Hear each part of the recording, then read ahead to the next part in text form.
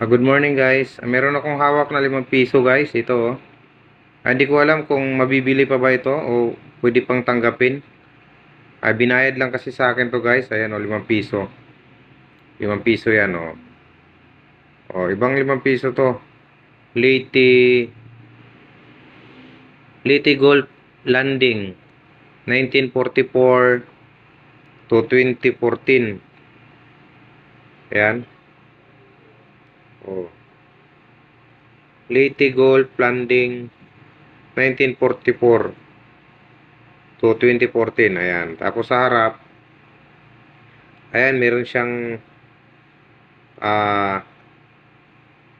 silaw. 5 stars. Then 5 pesos kalagay.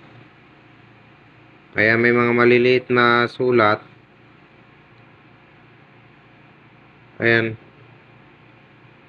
Anong pasabi to? I have returned by the grace of Almighty God. Our forces and forces stand against of 5 star. Kalagay dito 5 star. Tapos medyo mahirap basahin, maliliit ang litra.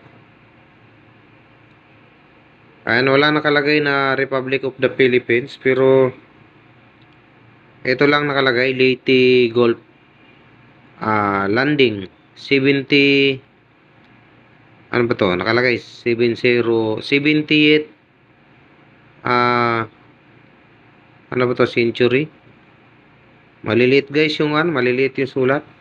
So ito guys, hindi ko lang alam kung pwede pa natin tong gamitin o mabibili or may bumibili kaya nito guys. Ayan o, 5 pesos.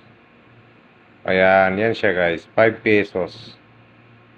5 pesos yan siya guys. Ayan o. Leyte Golf Landing 78. Ayan, tapos ayan, daming may mga, ayan o, MacArthur yata ito. Ayan. So hindi ko alam guys kung pwede ba tong mabibili pa ba to? Pwede pa bang ibili o mabibinta or may bumibili ba kaya nito? So yung may interesado nito guys, PM lang. Itatabi ko lang to, baka sakali may value ito. So yun lang guys, maraming salamat.